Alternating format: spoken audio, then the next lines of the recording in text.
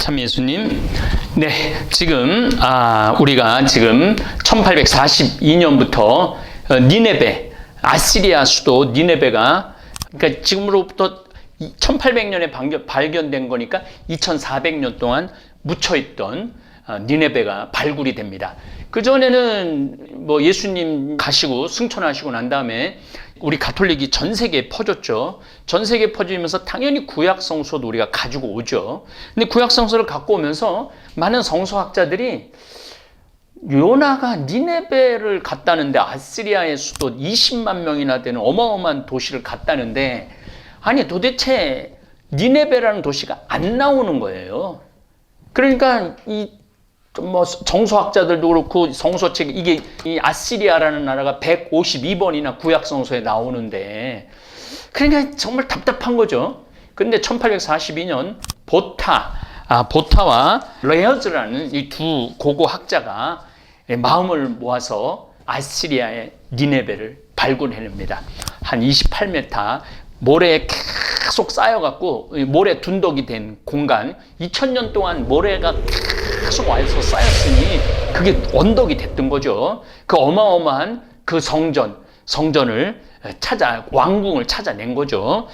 그러면서 이 성서의 말씀 하나하나가 우리는 꼭 가나안 땅 거기에 한정해서 성서를 읽으려고 그랬어요. 유대인의 야훼 하느님만을 생각해서 성서를 읽으려고 그랬어요. 그런데 이제 이게 자꾸 고고하게 발달하면서 메소포타미아 문명, 유프라테스, 티그리스 강, 에덴 동산에도 유프라테스 강, 티그리스 강 얘기가 나옵니다. 그러니까 창세기 2장에 벌써 메소포타미아 영향을 받는 거예요. 에티오피아 얘기도 창세기 2장에 나옵니다. 그래서 여러분들 이렇게 생각하시면 돼요. 제가 이제 성서 강의하면서 우리가 제일 걱정되는 게 뭐냐면은, 우리가 이 2000년 역사, 예수님 왔다 가시고 승천하시고 난 다음에 그 2000년 동안 얼마나 사연이 많았어요. 박해다가 로마의 국교로 정했다가 또 서로마로 갈리면서 동방교회, 서방교회가 또 갈리고, 또 이스라엘을 할 수 없어서 또 십자군 원정, 7차 원정 전쟁을 벌이고, 그리고 또 이제 뭐 스페인하고 포르투갈이 아메리카를 발견하면서 남미를 전부 다 가톨릭을 뭐 만들고, 이 굉장히 2000년 동안의 그 긴 이야기를 우리가 한 번에 다 이해할 수 없단 말이에요. 그런데 구약 성경은 창조부터 예수님 시대까지를 이야기를 하는 건데, 이 성경 안에 다 담을 수 없는 거예요. 그러니까 우리들이 이 성서의 글자만 가지고 이해하려고 그러면 이 성서를 이해하는데 너무너무 어려운 게 많다는 거죠. 그래서 이미 이 성서를 쓰는 사람, 기원전 9세기경부터 기원전 5세기경까지 성서는 쓰여집니다. 그러니까 그때 기원전 9세기경의 사람들은 이미 티그리스강, 유프라테스강, 수메르, 아시리아, 바빌론, 또 마지막에 페르시아, 이집트, 모든 문명과 신화 이야기를 다 알고 있었던 거죠. 그 모든 문명과 신화 안에서 가나안 족속들이 그 약속의 땅에서 자리를 잡고 살기 위해서는 누구를 붙잡고 살아야 되느냐면 야훼 하느님. 그러나 이 야훼 하느님은 우상, 다른 뭔가 우리가 믿는 신은 차별이 되잖아요. 내세울 거 있어야지. 가나안 유대인들이 내세울 게 뭐가 있어. 오로지 우리가 모시는 신이야말로 위대한 신이다. 그런데 니네들처럼 그렇게 조그만 상에, 제가 며칠 전에도 넷플릭스를 통해서 그 이집트의 그 문명 발굴하는 그거를 보니까 요 많은 그 우상들이 막 나오더라고요. 그 딱딱 짜맞히니까 이 구약 성경에 나오는 상들 이야기하고 거의 비슷한 상들이 나오는 거예요, 이집트에. 그러니까 이 사람들은 이미 이집트에 있는 우상들도 다 알고 있어요. 몰렉이라든지 바알이라든지 마두르기라든지 다 알고 있었던 거야. 그리고 이제 황소가요, 마두르기 이렇게 생겼어요. 황소 뿔이 이렇게 나는 이제 우리 직원들이 그것도 찾아서 보여줄 거예요. 황소는 힘의 상징이에요. 힘의 상징이고, 그 다음에 농업의 신이에요. 황소가 없으면 농사를 지을 수가 없어요. 왜냐하면 이란과 고랑을 내야 되는데 누가 다 내? 황소들이 다 내줬거든요. 그러니까 이들한테 황소는 신인 거야, 신. 그러니까 황소상들이 막 나오고 그러는 거죠. 그래서 이제 성소를 이제 여러분들이 이제 이해를 하다 보면은 아시리아는 사람 막 껍데기로 벗겨서 막 성전에다 자기네들 정복지. 근데 이 아시리아가 누구를 무너뜨리냐면 북이스라엘을 무너뜨려요. 아시리아가 722년에 그 얘기 이제 제가 지금부터 하도록 하겠습니다. 지금으로부터 한 6,000년 전 메소포타미아에는 순서가 수메르가 제일 먼저예요. 그 다음에 아카드, 그 다음에 바빌로니아, 함무라비 버전이 나오는 그 바빌로니아, 그 다음에 아시리아가, 그 다음에 페르시아가 차례로 신바빌로니아가 나오면서 그 다음 페르시아가 신바빌론을 망가뜨리죠. 이런 역사의 흐름은 여러분들 이제 성서를 읽으면 금방금방 이제 이해가 됩니다. 수메르, 아카드, 구바빌로니아, 아시리아, 신바빌로니아, 그 다음에 페르시아. 페르시아의 고레스라는 황제가 유대인을 전부 다 돌려보내죠. 그래서 고레스를 기원전 520년경에 다 민족들을 다 돌려보내요. 굉장히 통이 큰 왕이었죠. 그 사람이 자기네들이 기다리던 메시아가 아닌가라고 착각을 할 정도로 아주 훌륭한 황제였죠. 어쨌든 아시리아는 기원전 2500년 아수르 지역에 세워진 국가입니다. 제일 먼저 한 수메르에 점점 올라가 수메르, 아카드, 그 다음에 아수르 이렇게 올라가면서 모술, 니네베가 맨 끝으로 올라가요. 올라가는 이유는 여러 가지가 있는데 홍수가 너무 작고 바닷물이 막 밀려 들어오고 못 견디니까 자꾸 위쪽으로 도시가 올라갔던 거죠. 어쨌거나 하여튼 이 이야기를 좀 여러분들하고 좀 하고 싶어요. 아시리아는 기원전 2500년 아수르 지역에 세워진 거예요. 상당히 티그리스강, 유프라테스강 상류 쪽으로 올라가집니다. 상비 시민군을 만들면서 강해지죠. 기원전 1200년에는 강대국 구바빌로니아까지 지배를 합니다. 기원전 960년서부터 350년간 아시리아는 세계에서 가장 강력한 제국이었어요. 그 세력이 동서로는 인도에서 이집트까지 어마어마한 넓은 지역이죠. 남북으로는 아라비아에서 러시아, 지금 뭐 아제르바이잔, 조르지아 뭐 이런 데까지 했던 거죠. 이 960년서부터 350년까지 이 대제국을 건드리면서 기원전 722년에 북이스라엘을 정복을 합니다. 그래갖고 이 북이스라엘을 정복해갖고 어떻게 했냐면 이게 아시리아의 정책이에요. 북이스라엘을 정복하고 난 다음에 그 지역의 유다인들을 다른 데로 다 보내요. 한 반 이상을 보내죠. 니네베로 끌고 가는 거죠. 성전을, 왕궁을 짓는데 노예로 씁니다. 그리고 타 지역의 민족을 그 북이스라엘 지역에 갖다 나가고 혼혈종을 만들어요. 그 혼혈종이 누구냐면 그 유명한 사마리아인들이에요. 그 사마리아인들을 유대인들은 니네들이 피가 섞였으니까 유대인들한테는 피가 아주 중요합니다.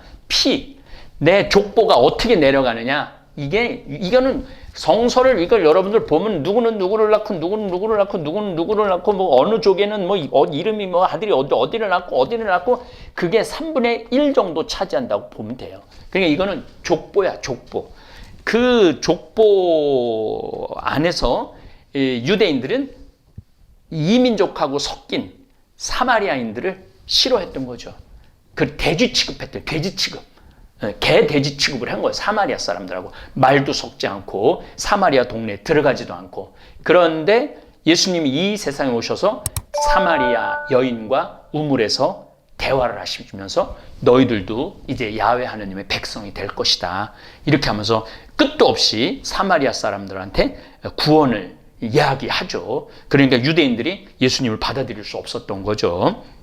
어쨌건 사르곤 왕조는 사르곤 2세부터 시작되어 센나 케리브 에사르하돈 아수르 바니팔 많이 들었죠. 아수르 바니팔 도서관 만든 왕이죠. 4대 90년을 가르칩니다. 사르곤 왕조가 제일 강력한 왕조였어요. 사르곤 왕조가 제국을 실현할 수 있었던 것은 메소포타미아를 관통하는 두 개의 통상로를 지배할 수 있었던 거죠. 이를 통해서 정복지에서 공납물 유입과 교역품에 대한 징세로 큰 이익을 볼 수 있었던 거죠. 그러니까 이집트에서도 받고, 페르시아 지역에서도 받고, 아제르바이잔, 조르지아 이쪽에서도 받고, 그러니까 그냥 전 세계에 전부 다 징세를 했던 거죠. 그리고 정복지의 주민을 강제로, 이거 아주 중요한 얘기 나옵니다.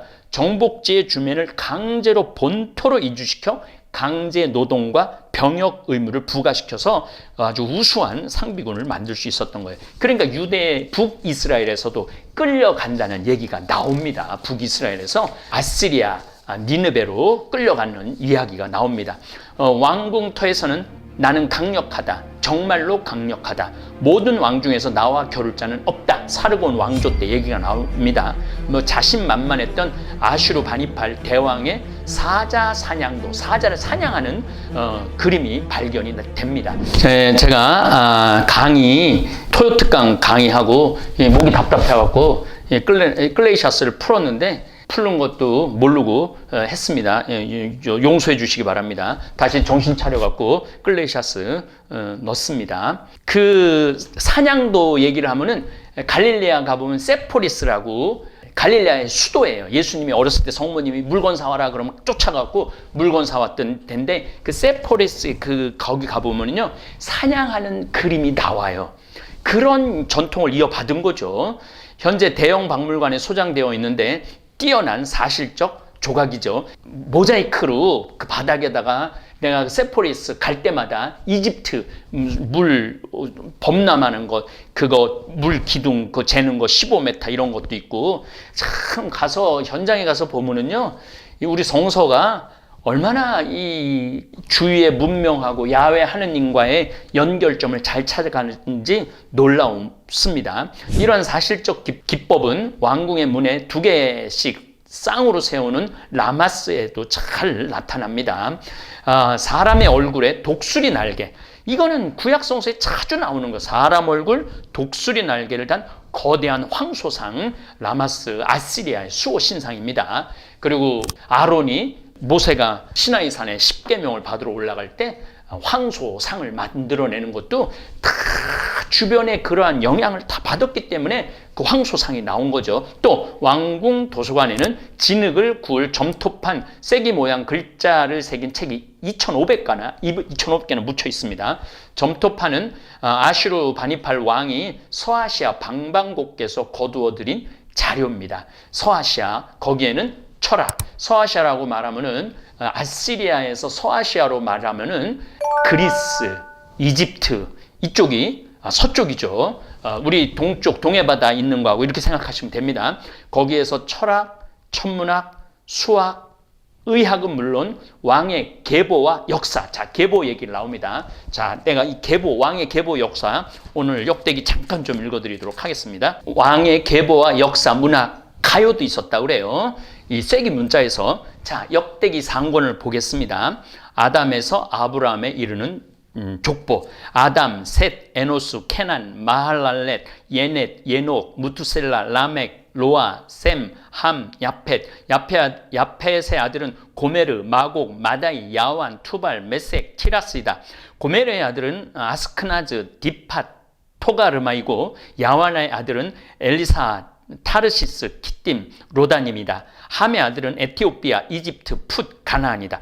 재밌죠? 함의 아들은 에티오피아, 이집트, 풋, 가나안이다. 이게 여러분들 나라 이름이에요? 사람 이름이에요? 에티오피아라는 나라, 이집트라는 나라, 풋, 가나안이다. 에티포의 아들은 스바, 하윌라, 삽다, 라마, 삽드가고, 라마의 아들은 스바와 드단이다. 에티오피아는 림으롯을 낳았는데 그가 세상에 첫 장사가 되었다. 이집트는 루드인, 아나민, 르하빔, 납투임, 파트로스인, 그 뒤 필리스티아족에 나온 카슬루인, 캅토르인을 낳았다. 가나안은 마다들의 시돈, 히타이트, 여부스족, 아모리족, 기르가스족, 히위족, 아르케족, 신족, 아르왓족, 체메르족, 하맛족을 낳았다. 셈의 아들은 엘람, 아시리아도 나와요. 아시리아, 아르팍사, 루드, 아람, 우추, 홀, 케트드, 메색이다.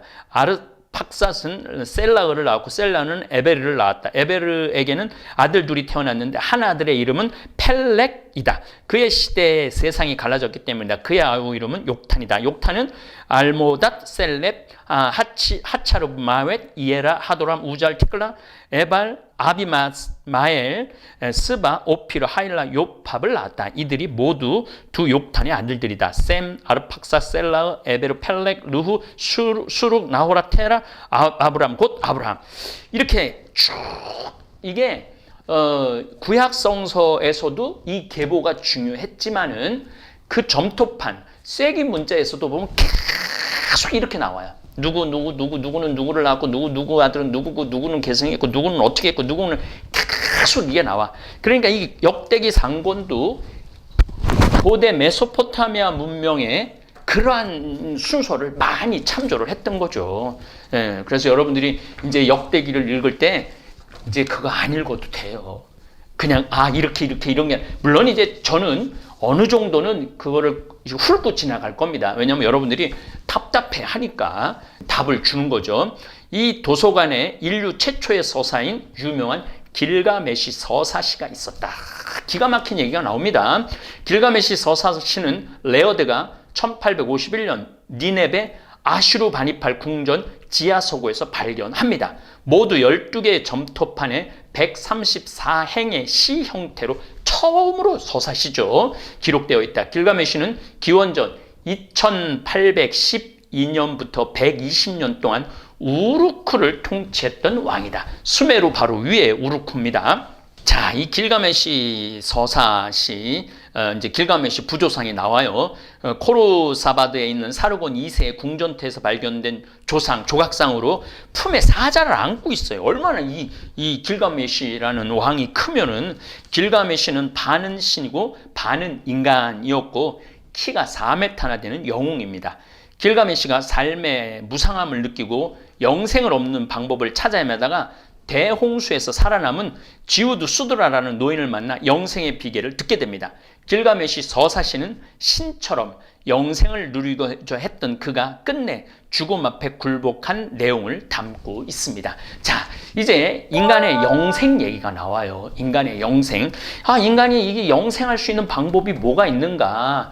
분명히 이집트 문명에서는 너무 먹을 게 흘러넘치고 너무 황금보화 좋은데 이걸 그냥 뭐 100년, 120년 살다가 죽으니까 피라미드에 만들어서 거기에 살아있는 사람까지 다 가둬서 죽이죠. 왕을 위해서 거기 가서 죽어서 시중 들으라고 타든 말도 칼로 잘라서 죽이고 이제 그런 일들이 나오는 겁니다. 그러니까 죽음에 대한 문제에 대한 질문을 하는 거죠.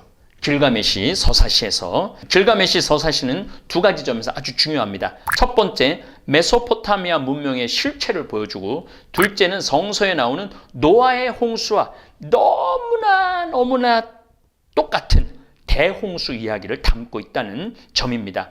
점토판 내용이 노아의 방주로 알려진 성경 내용의 원형이 길가메시 서사시 안에 들어있는 거죠. 따라서 유대인들은 그리스 신화의 영향도 받지 않았을까 그런 생각을 합니다. 어쨌든 기원전 700년 아시리아의 수도가 된 니느베는 그 무렵 가장 큰 도시였어요. 웅장한 궁전과 사원들을 둘러싼 성벽은 넓이가 9.6m예요.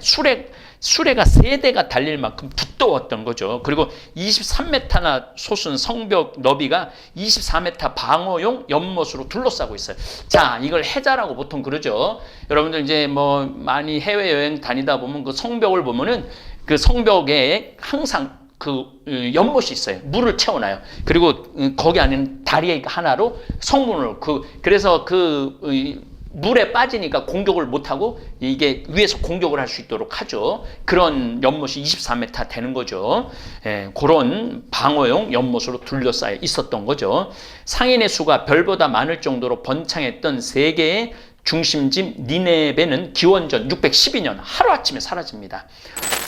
그게 2400년 동안 묻혀 있다가 1842년 보타와 레어드 고고학자에 의해서 드러나고 우리가 성경을 조금 더 스펙트럼, 이 넓은 스펙트럼으로 지금 저와 여러분들은 공부를 할 수 있었던 거예요. 만약에 니네베가 아직도 드러나지 않았던 우리는 이걸 가지고 아직도 헤매고 있었을 거예요. 자, 메디아, 칼데아, 스키타이 연합군이 바빌로니아를 앞세우고 쳐들어갑니다. 612년에 망할 때 니네베의 계절적 약점은 1년 내내 서쪽에서 심한 바람이 불어온다는 사실이에요.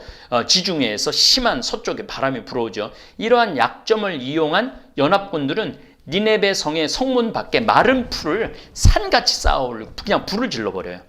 강렬한 불길은 니네베 성 안으로 불기 시작해서 맹렬한 기세로 성읍을 불바다로 만들어버립니다. 그리하여 마침내 니네베 성은 연합군에 의해서 멸망을 당하고 바빌론한테 멸망하죠. 지상에서 가장 눈부시고 거대했던 도시 니네베는 순식간에 폐허가 되어버리죠. 지금도 니네베 성의 서문과 그 주변은 불에 다 검게 그을린 흔적을 지금도 발견할 수 있다고 그래요. 그 뒤 수천 년간, 2500년간 사막바람이 모래를 몰고 와 폐허를 덮자 왕성은 큰 둔덕으로 바뀐 거죠. 그래서 1889년 7200년 전에 니프루라는 도시가 또 있어요. 처음 강의할 때 제가 그 니프루라는 도시도 써놨는데 1889년 미국 고고학 조사단이 니프루를 발견합니다. 니프루는 현재 알려진 고대 바빌로니아 도시 가운데 가장 오래된 도시예요. 니프루는 기원전 5202년까지 연대가 측정이 돼요. 그러니까 구약성서는 6014년이 아니고 이것만 따져도 구약성경은 7000년이 넘는 거예요. 물론 구약성경이 7000년이 뭐예요? 1억 년, 2억 년, 20억 년, 30억 년, 40억 년까지 우리는 돌아갈 수 있어야 돼요. 그래야만이 창조 1장이 이해가 돼요. 하루아침에 별이 생기는 게 아니고 하루아침에 달이 생기는 게 아니고 하루아침에 지구가 생기는 게 아니고 하루아침에 물이 순식간에 생긴 게 아니고 수천 년 동안 쏟아져 물이 1000만 년 동안 비가 왔다고 그러잖아요. 고대 바빌로니아 수도였던 니프루의 사원 자리에 점토판 5만 개가 발견이 됩니다. 인류 최초의 도서관인 셈이죠. 주로 수메르의 종교, 문학, 과학, 법률 등에 관련된 점토판으로 90% 이상이 계약과 채무 관계를 다룬 것이에요. 이로 미루어 당시 경제활동이 엄청나게 활발했던 걸로 볼 수 있죠. 당시 사원은 경제의 중심지였어요. 사원, 신전은 사제가 사업상의 계약의 증인 노릇을 했어요. 사제가. 그들은 모든 거래를 점토판에 기록을 합니다. 그들은 매년 사원에 바치는 곡물이나 가축 외에도 곡물이나 화폐의 구실을 하는 청동 등 귀중품을 사원에 맡길 수도 있었어요. 이건 내 거다. 그래서 사제는 이제 서류를 써주는 거죠. 이 영수증을 점토판에 써줬어요. 네가 이 동을 얼마나 맡겼다, 금을 얼마나 맡겼다 이렇게 점토판에 써줍니다. 이 영수증은 다른 사원이나 사원에 빚이 있는 제3자에게 현금화할 수가 있는 거죠. 일종의 신용장이자 환어음이었어요. 유럽은 중세에 가서야 비로소 이 같은 환어음과 수표제도가 통용이 됩니다. 그런데 기원전 5000년 전에 이미 사제한테 귀중품을 맡기고 다른 데 그 점토판을 들고 가고 다른 데 사원에 가서 그걸 찾을 수 있었다는 거죠. 당시 사원은 금, 은, 청동을 저장하는 가장 완전한 곳이었어요. 안전한 곳이었던 은행 같은 거였던 것이죠. 이것이 발전하여 나중에 사제는 예금을 취급을 합니다. 시간이 경과함에 따라 사제는 이들이 맡긴 곡물이나 귀금속 등을 필요한 사람들에게 빌려주기도 했어요. 그래서 구약성서에 보면은 빚을 빌려줬다, 얼마를 갚았다 그런 얘기가 나옵니다. 이렇게 해서 사원의 은행제도가 발달하기 시작을 합니다. 이로써 사람들은 노예를 사거나 빚을 갚을 때 더 이상 무거운 돈을 들고 다닐 필요가 없었어요. 어느 지역에 가보면요, 바위가 돈 구실 역할도 하고 그래요. 어떤 의미를 두느냐? 아니 종이 쪽지, 이게 종이 쪽지 아니에요. 종이 쪽지인데 우리가 5만 원이라는 약속을 하기 때문에 이게 의미가 있는 거잖아요. 그리고 화폐라는 거는 정하기 나름이야. 옛날에는 뭐 조개도 돈으로 하기도 하고 그랬던 거죠. 약속이죠. 어쨌든 이 미케네의 1달란트 무게는 최소한 22kg이었어요. 그러니까 내가 너한테 100달란트를 빌려줬다고 그걸 2톤 얼마나 들고 다녀요. 그러니까 사람들의 저축이 보통 소 한 마리 이상을 끌어야 할 무게의 금속이었던 것을 생각할 때 굉장히 편리한 제도죠. 점토판에 얼마를 맡겼다 이렇게. 그리고 다른 데 가서 찾을 수 있으니까. 그 뒤 교육이 발달하면서 사설은행이 생겨납니다.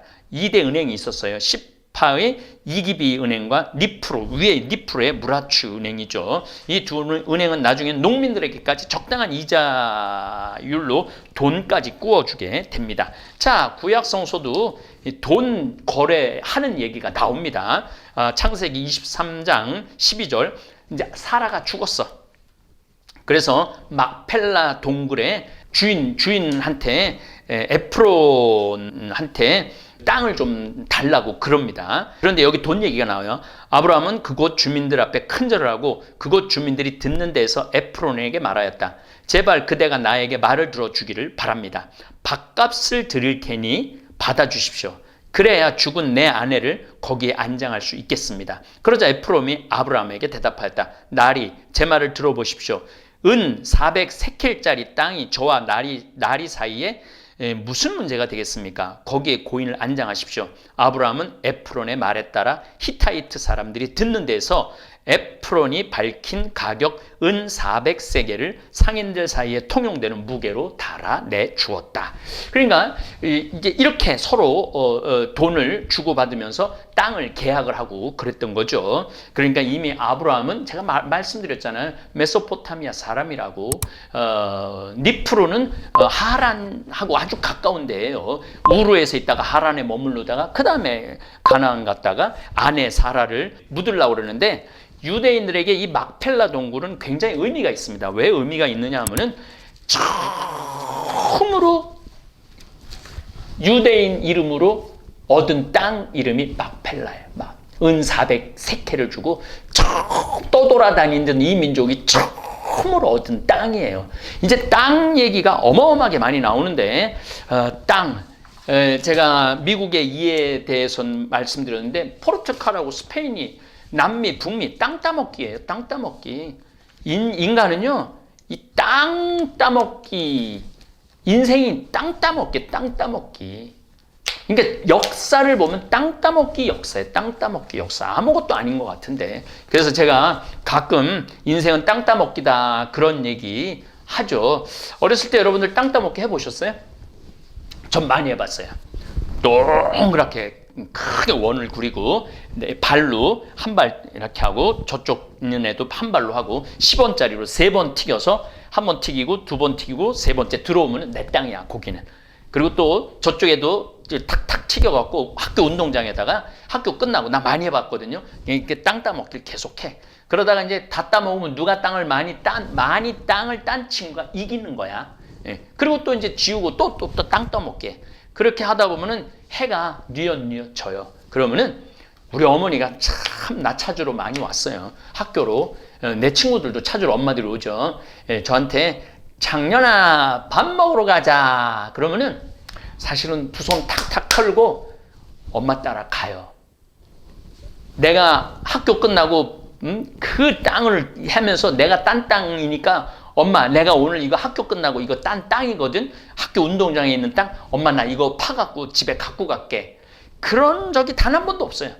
그냥 툭툭 털고 그냥 들어가는 거예요. 그냥 거기서 놀다가 가는 거야. 네 땅, 내 땅, 땅 따먹기 할 때는 막 머리도 끄덕이고 뭐 싸우기도 하고 막 그러지만은 해가 져서 집에 들어갈 때는 툭툭 털고 들어가는 거예요. 여러분들 태어나갖고 죽을 때까지 땅 따먹기 하는 분들 너무너무 많아요. 강남에 아파트가 50평이 있다. 강원도 평창에 땅이 10,000평이 있다. 저도 마찬가지죠. 난 잠비아에 10,000,000평이 있다. 아무리 땅을 내가 많이 갖고 있어도 하느님이 너 인생이 끝났다. 너 이제 내 집에 들어와라. 그러면은 단 한 명도 하느님, 내가 70평생 이 많은 땅을 내가 따먹었습니다. 이거 갖고 가겠습니다. 라고 죽을 때 그 땅 갖고 가는 사람 단 한 명도 없어요. 이건희 회장님도 그냥 툭툭 털고 맨몸으로 갔어요. 그 툭툭 털고 갈 거를 왜 그렇게 목숨을 걸고 매달리고 욕심을 부리고 거기에 집착을 해요. 어차피 털고 들어갈 땅들인데 그 땅에서 실컷 즐겁게 놀다가 떠날 때 아쉬움 없이 떠나는 그런 삶, 그런 좀 인생의 좀 철학을 좀 가지고 살았으면 좋겠어요. 저는 이곳 평창에 지금 한 10,000평 있고 문경에도 한 40,000평을 받았어요. 저는 어차피 털고 들어갈 거예요. 제 거 아니라는 거 생각해요. 그러나 저는 생각합니다. 이곳 평창을 아름답게 꾸미고 이곳에 성전을 기가 막히게 아름다운 성전을 질 거예요.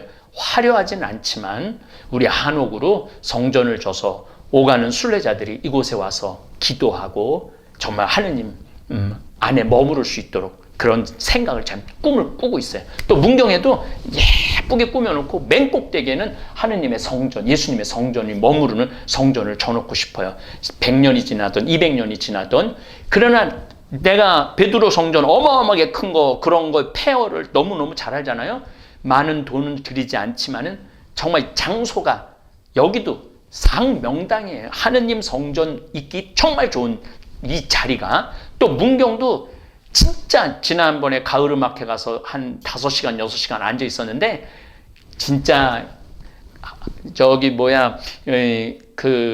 명나라 때 왔을 때 그 직관이 한강 이남에 2개의 명당이 있는 이거 그 책에 역사책이 있어요. 정말 명당이더라고요. 그곳에 내가 하느님의 성전을 쳐서 많은 분들이 와서 기도하고 쉴 수 있는 그런 마음으로 내가 잘 꾸며놓고 우리 신앙인들이 그곳에서 정말 휴식을 취하는 그런 마음으로 땅을 대한다면은 그렇게 여러분들 인생이 막 욕으로 탐욕으로 차 있지 않지 않을까 그런 생각을 합니다. 다음 시간에는 드디어 바벨탑 이야기, 물론 이제 바벨탑에서 정소로 다시 나가겠지만은 고고학에서 말하는 바벨탑 이야기를 나누도록 하겠습니다. 예, 감사합니다. 너무나도 고소해 참을 수가 없을걸. 건강히 책임져줘 생태만 전국장. 전국장이 냄새난다 선입견이 있나요? 나도 처음엔 그렇다고 생각했지. 전국장 가루를 생수에 타먹은 그 순간 고소함과 함께 깔끔한 맛이 밀려왔지.